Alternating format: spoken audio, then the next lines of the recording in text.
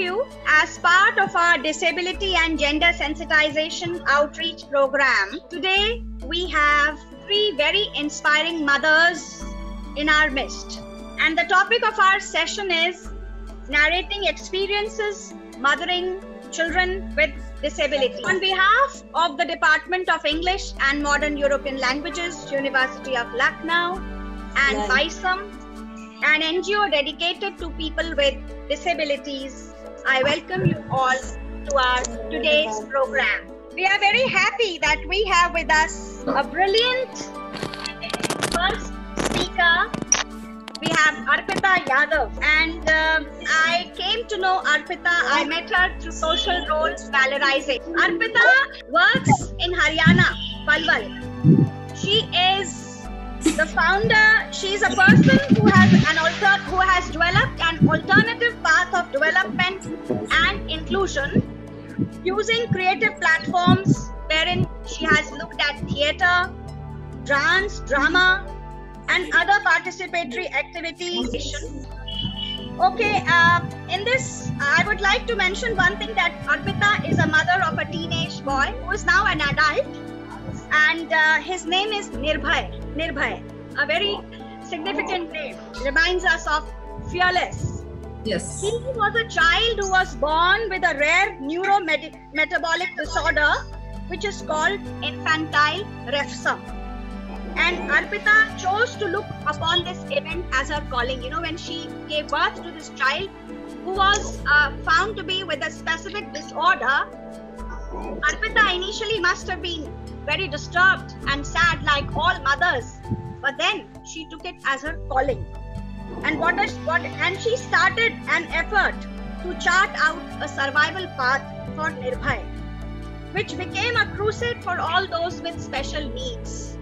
And Arpita, as a single mother, has worked very hard to bring up this child, and she has set her sights on goal 2020.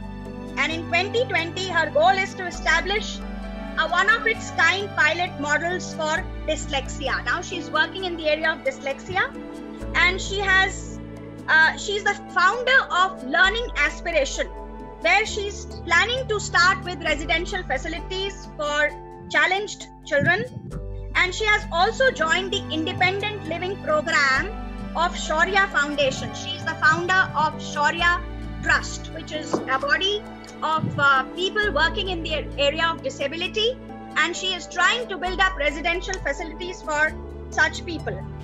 She has set up Learning Aspirations. She set it up in 2014, and it is an institution which she heads. And the aim of this institution was to create a single source facilitation center, providing a multi-pronged approach to capacity building. So as an activist, as a carer, as a caregiver, as a mother, she has ensured that there is self-sufficiency among children with learning disabilities. And she's working in this area, providing a platform to impart training, support, and sensitization for parents and caregivers associated with such children. Learning Aspiration has become a school, and it is one of its kind, where all children with academic challenges are learning at their own pace. You know, we see that in the present times, when you look at the results, you find everybody is talking of 100 out of 100. 500 out of 500. Here, these are children who belong to the top spectrum, but in this case, Arpita is looking at our children with special needs who learn at their own pace without having heavy school bags and curriculum that is to be followed by one and all. Arpita has had an outstanding track record, beginning with an assignment as a special educator with ADI. ADI is Action for Ability Development and Inclusion, followed by a multi-dimensional role with Disha. Learning is an integral part of growing, and Arpita continues to grow, develop personally and collectively as part of this organization. She has also been very active in social role valorization, which she joined in 2016, organized by the Keystone Institute India, And if you students remember, we also had a program, a workshop which was conducted by Elizabeth Newell in the month of February at the University of Lucknow. And it is under the guidance and leadership of Elizabeth Newell, Director Keystone, that she has also become a disability expert in her own way. And that is the platform where we ended up meeting Arpita, and we shared our common interests. SRV as a theory has wide-ranging application in India, and it is getting very popular because it serves as a strong foundation for the movement which is known as the deinstitutionalization movement. I will now invite Arpita. You see, normally when we run an institution, we work for an institution, we are always looking forward to listening to scholars, philosophers, writers.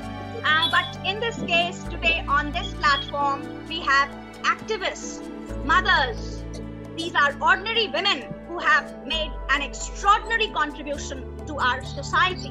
And therefore, we are very proud to introduce them to an audience which is aspiring for knowledge, which has a curiosity to learn more about this world. And I would, before we begin with Arpita, I would request Mrs. Anju Mishra, the administrative head at PISM, to please come on this platform and to please introduce Arpita and maybe say a few words about PISM and what exactly does PISM stand for. And this is going to be a bilingual session, and if there are any questions, you can put them in the chat box. We will have a mixed session with the three speakers, because after Arpita, we have Geeta Sehgal, another mother who has been running a Sonal Daycare Center. And then after that, we have another extraordinary mom with us, Archana Patil, who hails from Mumbai.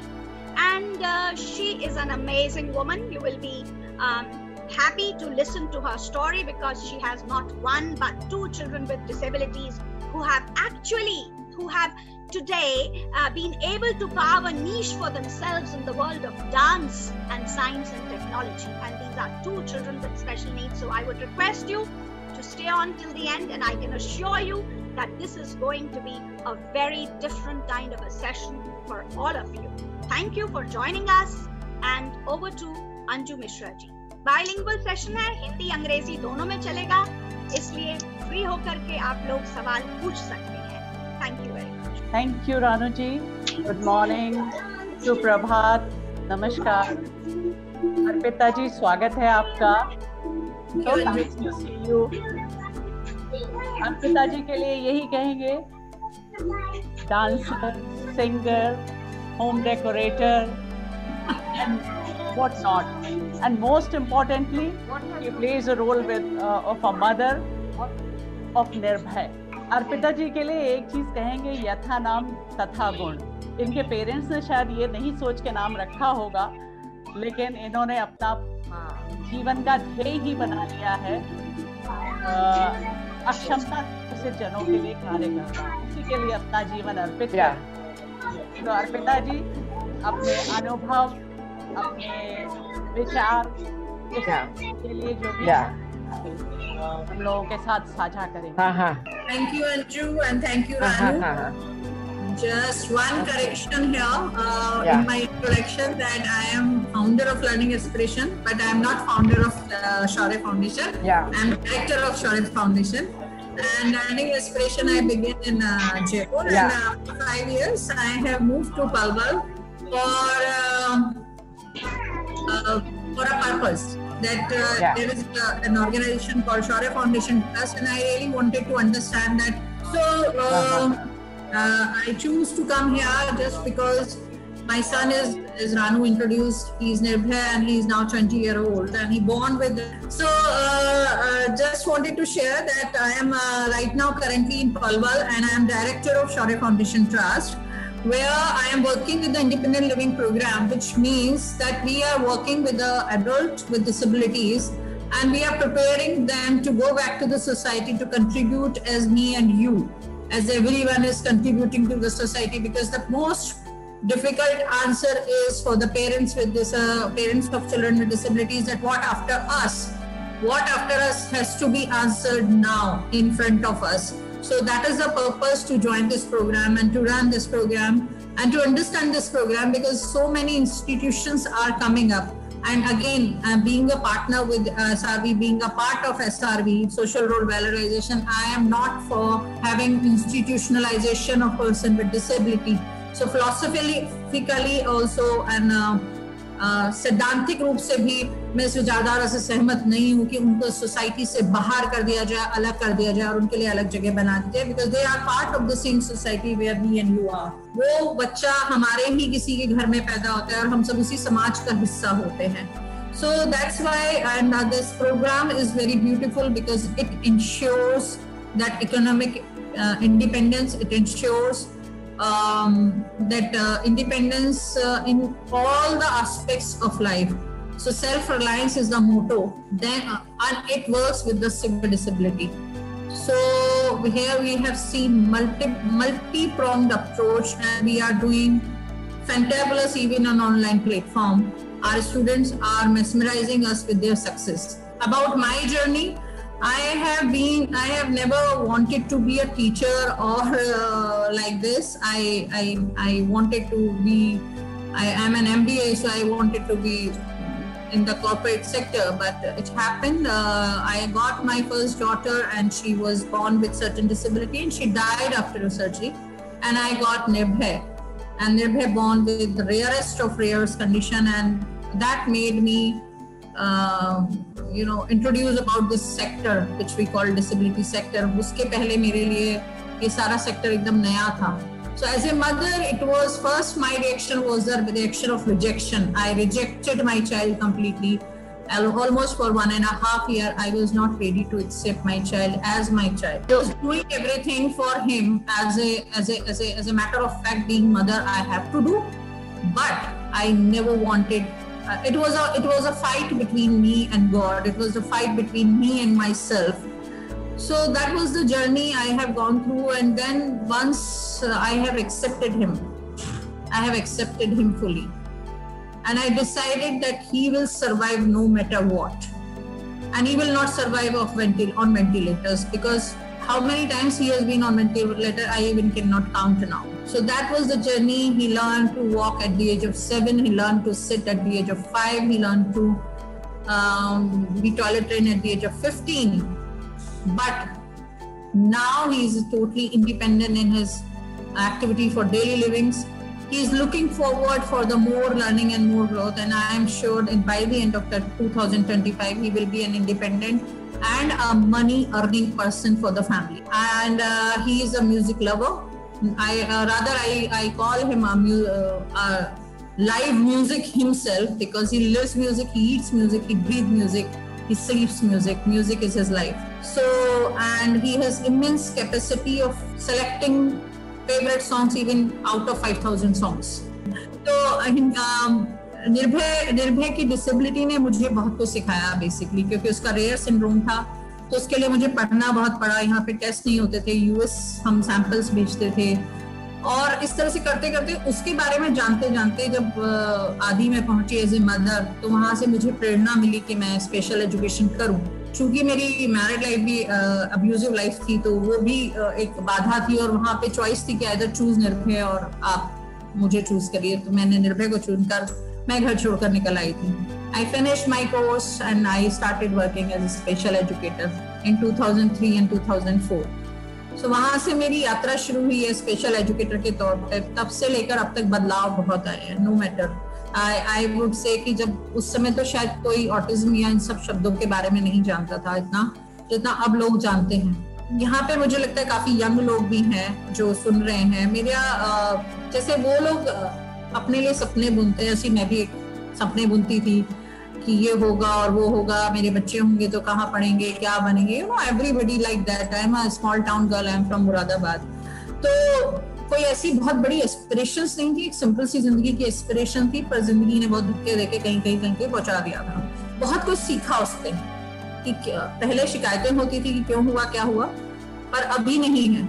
लेकिन हाँ, मैं ये जरूर चाहती हूँ कि जब हम इस एज पर हैं तो हमें पता होना चाहिए इस सेक्टर के बारे में भी, क्योंकि हमारे आसपास लोग होते हैं और हम पहचान नहीं पाते, हम समझ नहीं पाते, हम उनके साथ दोस्ती नहीं करते, हम उनके साथ उठते बैठते नहीं, और वहां से जो वो सेक्लूजन शुरू होता है फैमिली का, उस व्यक्ति का, उस परिवार का, वो बहुत पेनफुल होता है।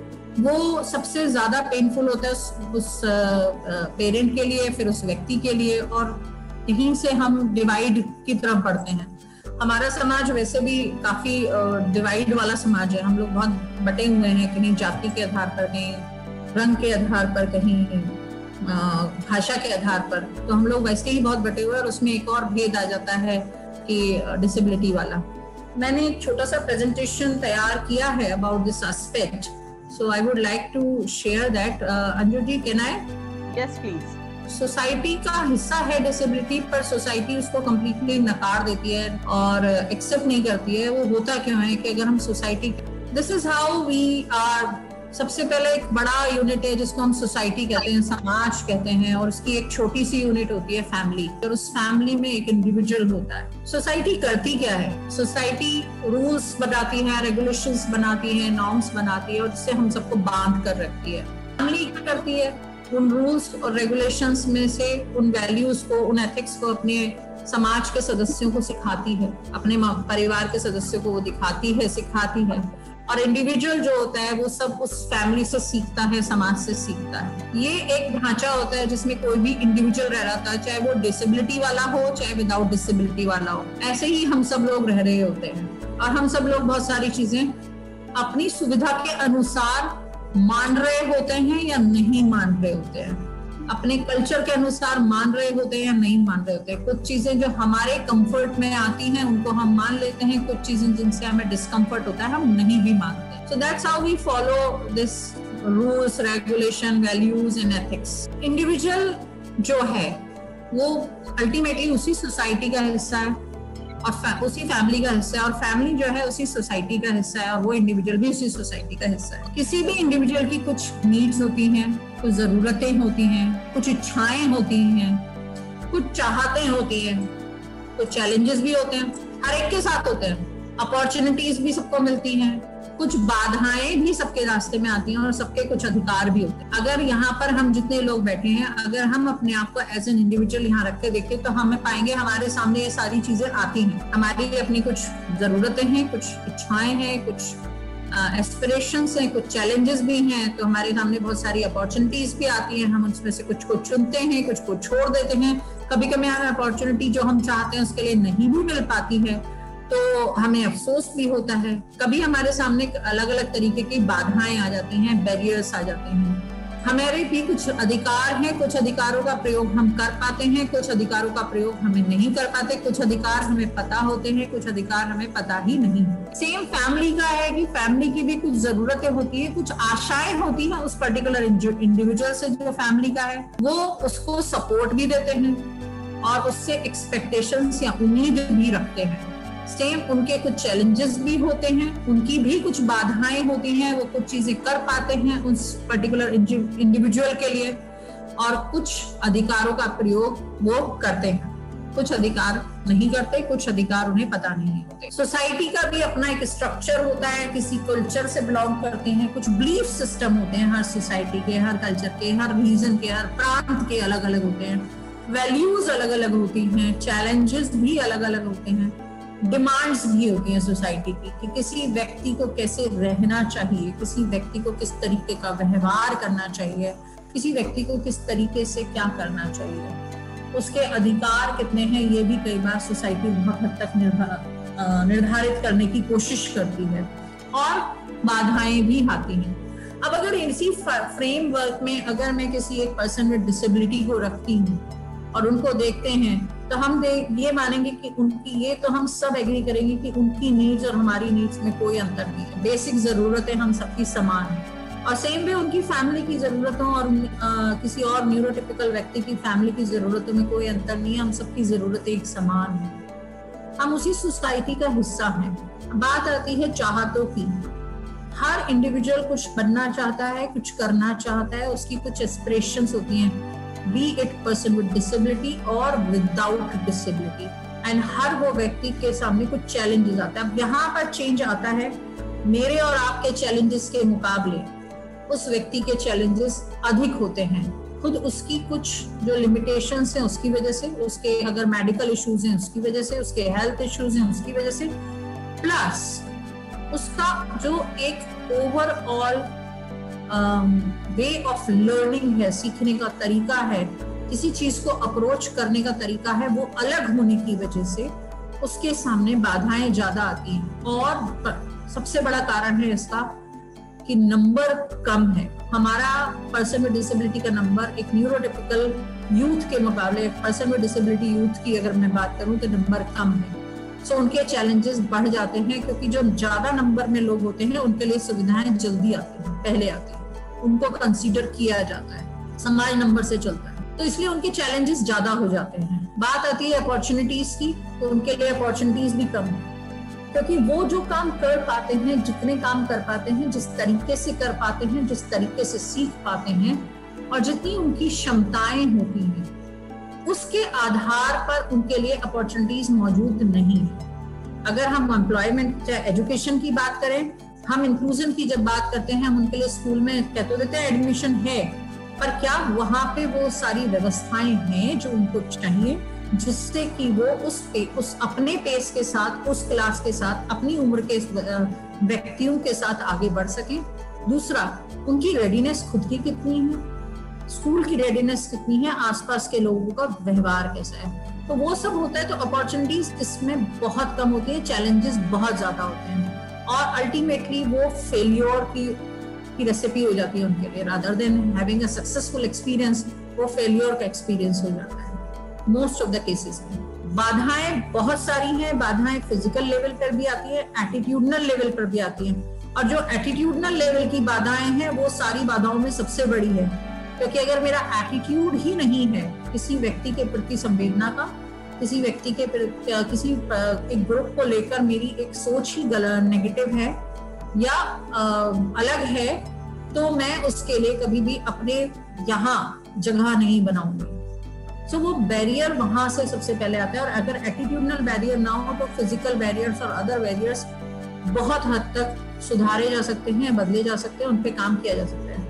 अधिकार, पर्सन विद डिसेबिलिटी को अपने अधिकारों की जानकारी 90% नहीं हो। मैं 90% इसलिए कह रही हूँ क्योंकि बताया ही नहीं जाता, ये उनको उस तरीके से देखा ही नहीं जाता, सिखाया ही नहीं जाता, तो अधिकारों की जानकारी नहीं होती। परिवार और समाज को उनके अधिकारों की जानकारी नहीं होती, और परिवार समाज ये मानता भी नहीं है कि उनके कोई अधिकार हैं। सो ये सारे चैलेंजेस वो फेस करते हैं। वही इंडिविजुअल है, बस यहाँ पे न्यूरोटिपिकल की जगह वो पर्सन विद डिसेबिलिटी है, इतना सा ही फर्क है। अब अगर हम फैमिली पर आते हैं, फैमिली जो न्यूरोटिपिकल व्यक्ति के साथ रहती है और एक फैमिली जो पर्सन विद डिसेबिलिटी के साथ रहती है, जरूरतें सबकी समान है, उम्मीदें भी सबकी समान है, लेकिन सपोर्ट सिस्टम सबका अलग अलग होगा, क्योंकि पर्सन विद डिसेबिलिटी को सपोर्ट ज्यादा चाहिए रहेगी, एक्सपेक्टेशंस बदल जाएंगी, अलग तरीके की हो जाएंगी, और ये एक जर्नी है, आसान नहीं है। जब द मोमेंट कोई भी फैमिली में एक बच्चा आने वाला होता है, उसके चारों तरफ सपनों का जाल बुन दिया जाता है। वो माँ का भी होता है, वो पिता का भी होता है, वो पूरे परिवार का होता है। वो जब सपनों का जाल टूटता है, बिखरता है, उन टूटे हुए टुकड़ों से नए सपने बुनना मोस्ट डिफिकल्ट है। इससे ज्यादा डिफिकल्ट कुछ नहीं है, क्योंकि जो सपने आपने बुने होते हैं उस बच्चे के इर्द गिर्द, वो सारे सपने बुरी तरह से टूट जाते हैं, बिखर जाते हैं। सो वो उम्मीदें नई पैदा करना, उन टूटे हुए टुकड़ों को जोड़कर एक नया फ्रेमवर्क बनाना, एक नया ही अपने लिए चश्मा क्रिएट करना, इस चश्मे से इस दुनिया को देखना है, इसको समझना है, आसान नहीं है। वो जर्नी सबसे टफ होती है, लेकिन वो जर्नी जितनी जल्दी पूरी हो जाती है उतना ही अच्छा होता है। सो एक्सपेक्टेशंस बदल जाती हैं, सपोर्ट सिस्टम ज्यादा चाहिए रहते हैं, चैलेंजेस बढ़ जाते हैं। कहीं किसी परिवार में चाहे वो करियर का सेक्रीफाइस करना पड़े, चाहे करियर पाथ चेंज करना पड़े, चाहे फैमिली में सेपरेशंस हो जाएं, डिवोर्स हो जाएं, अब्यूज हो जाएंगी, सब कुछ इस तरीके की बहुत सारी चीजें होने लगती हैं। बहुत ही कम, शायद मुझे नहीं लगता कि हर फैमिली बहुत कंड्यूसिवली अपने पर उस व्यक्ति, जो विशेष व्यक्ति है, उसके प्रति काम करती है। बहुत कम फैमिलीज में ऐसा आता है कि सारी फैमिली मिलकर उन चैलेंजेस का सामना करती है, बहुत कम नंबर है। सो वो चैलेंजेस बढ़ जाते हैं, इंडिविजुअल के जो चैलेंजेस हैं प्लस फैमिली के चैलेंजेस। बाधाएं बहुत सारी आती हैं फैमिली के सामने, financial, emotional, physical, social. Society से वो बाइकआउट होने लगते हैं, फिजिकल बर्डन, वर्कलोड बढ़ जाता है, फाइनेंशियल बर्डन बढ़ जाता है और इमोशनली ड्रेन होने लगते हैं। ये सारे बैरियर्स उनके सामने आते हैं और कई बार फैमिली अपने भी अधिकारों के प्रति जागरूक नहीं होती और बच्चे के अधिकारों के प्रति भी जागरूक नहीं होती, या उन्हें अपने अधिकारों का प्रयोग करने की आजादी नहीं है। सोसाइटी की बात करें तो जिस भी सोसाइटी में, जब कोई भी सोसाइटी अपने बिलीफ सिस्टम से चलती है, सो सोसाइटी किस तरीके का बिहेव करती है, सोसाइटी उस पर्टिकुलर व्यक्ति के प्रति नकारात्मक बिहेव रखती है क्योंकि उसके बिलीफ सिस्टम से हैं, कर्मों का फल, ईश्वर की देन, दिव्यांग, विकलांग और पता नहीं क्या, बहुत सारे विचारही वाले बिलीफ सिस्टम्स हैं सोसाइटी के जो चले आ रहे हैं बहुत समय से, जिसको क्वेश्चन नहीं किया जा रहा है। उनकी अपनी वैल्यूज है, उन वैल्यूज में वो व्यक्ति फिट नहीं होता तो वो परिवार भी फिट नहीं होता। चैलेंजेस ये हैं कि society is mix of people, बहुत सारे लोग मिलकर, बहुत सारी फैमिली यूनिट्स मिलकर सोसाइटी बनाती है। उस पूरी फैमिली यूनिट्स में अगर एक या दो फैमिली यूनिट्स ऐसी हैं जो पर्सन विद डिसेबिलिटी वाली है, नंबर कम है, सो उनके चैलेंजेस को वैल्यू नहीं किया जाता, बल्कि उनके चैलेंजेस को वैल्यू किया जाता है जिनका नंबर ज्यादा है। उनकी डिमांड, सोसाइटी की कुछ डिमांड्स होती हैं, बहुत स्ट्रॉन्ग डिमांड्स होती हैं, अगर उनको पूरा नहीं किया जाए तो भी सोसाइटी बाधाएं पैदा करती है। इसका एक बहुत सिंपल सा एग्जांपल है, हमने ऑनर किलिंग बहुत सुना है, ऑनर किलिंग बहुत होती है हमारे यहाँ। ऑनर किलिंग है क्या? बेसिकली अगर किसी व्यक्ति ने अपने हिसाब से अपने अधिकारों का प्रयोग करके अपनी चॉइस का प्रयोग कर लिया, अपने अधिकारों का प्रयोग करके अपनी चॉइस के व्यक्ति के साथ शादी कर ली, संबंध बना ली, वो स्पेशली लड़कियों के साथ ये बात आती है, तो वो एक इज्जत का मुद्दा बन जाता है उस समाज के लिए और उसमें ऑनर किलिंग तक कर दी जाती है। ये एक सिंपल सा एग्जांपल है कि हाउ आवर सोसाइटी थिंक्स, कैसे वो सोचती है हमारी सोसाइटी, वैसे ही सोच वो सोसाइटी की पर्सन विद डिसेबिलिटी के लिए भी है। उसी तरह से वो बाधाएं पैदा करती है और उनको उनके राइट्स का एक्सरसाइज नहीं करने देती, बल्कि अपने अधिकारों का दुरुपयोग करती है सोसाइटी ऐसे टाइम। अगर हम बात करें, अगर हम अपने आप को देखते हैं कि हम सब लोग जो इस सोसाइटी का हिस्सा हैं, हम किस चीज की एस्पिरेशन रखते हैं, हम क्या चाहते हैं अपने जीवन में, तो हमें समझ में आएगा कि पर्सन विद डिसेबिलिटी हमसे किसी भी तरह से अलग नहीं है।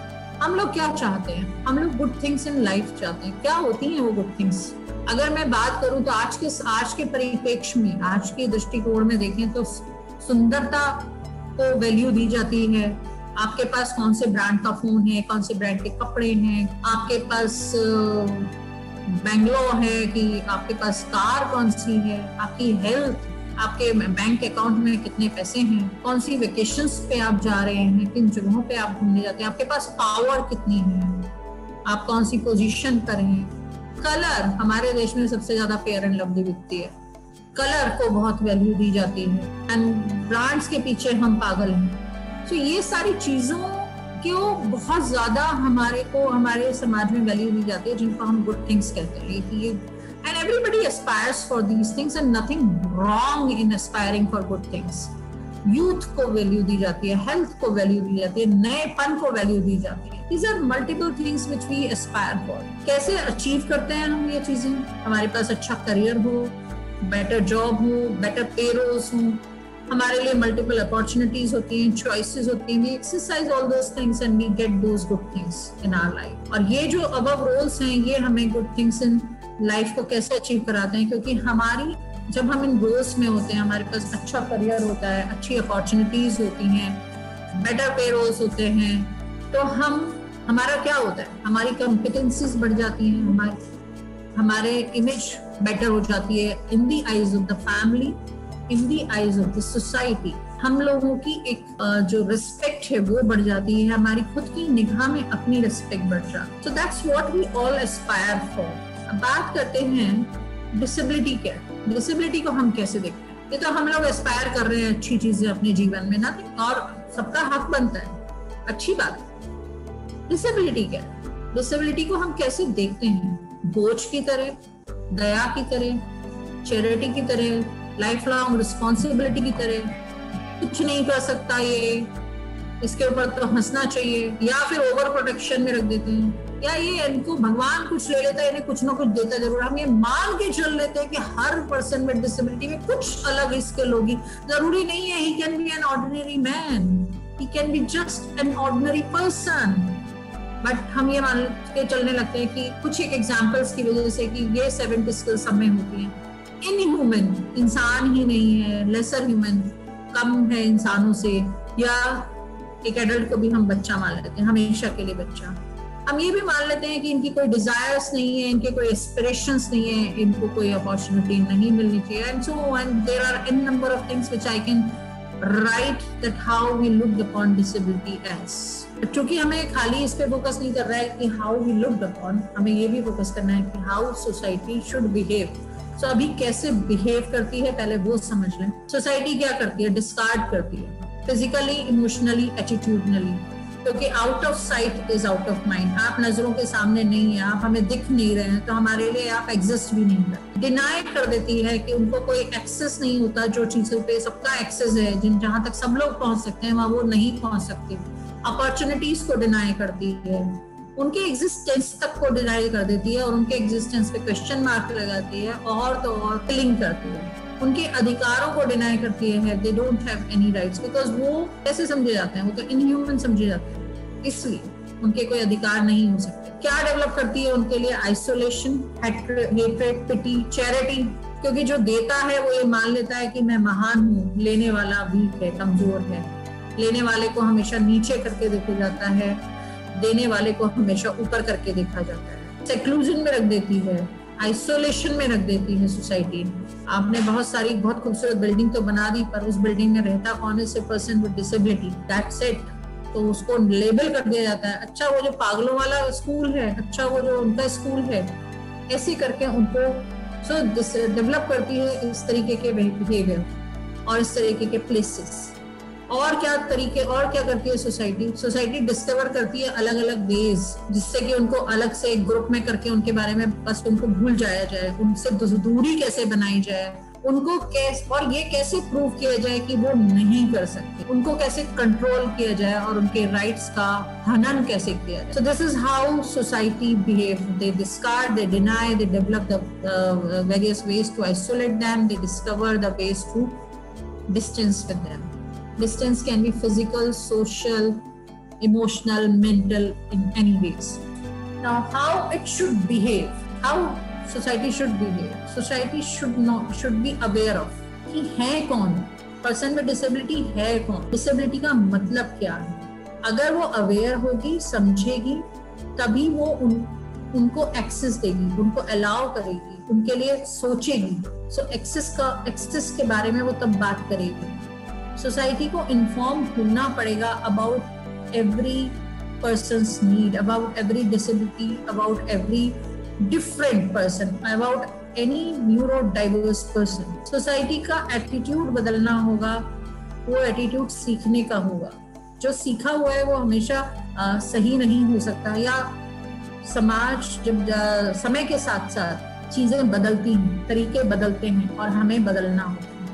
सोसाइटी को अपॉर्चुनिटीज क्रिएट करनी होगी, सोसाइटी को सपोर्ट देना होगा, फ्रेंड बनना होगा और पार्टनर बनना होगा। This is how one should behave, and I request all of everyone who is not associated with disability in a direct manner कि अपने आसपास, अपनी कॉलोनी में देखिए, आंखें खोल कर देखिए। There must be a family who will have a person with disability. Go there, be there, make friends with them, be their friends, be a partner, and it will change the life for you and for them for sure. So this is how one should behave, and also make sure that you will learn about one disability and you will create awareness about that disability in your society, in your colony, in your friend circle. Please make sure that. Because then only when I'm saying society, how should it behave, society is again, मैं first slide पे जा रही हूँ कि society बनती कैसे है। Society का हम ही पार्ट है, हम इंडिविजुअल्स, हमारी फैमिली एंड हम सोसाइटी बनाते हैं। तो अगर हम जागेंगे एज एन इंडिविजुअल तो हमारी फैमिलीज और हमारी सोसाइटी भी जागेगी। सो हमें सबको एक साथ मिलकर ये लाना होगा, तभी हमारी सोसाइटी उस तरीके से बिहेव करेगी। So I am coming to the end. I would request all of you to pledge, and I request everyone to speak out loud and clear. Please unmute everyone. I want everyone to speak. Can I request you to unmute everyone?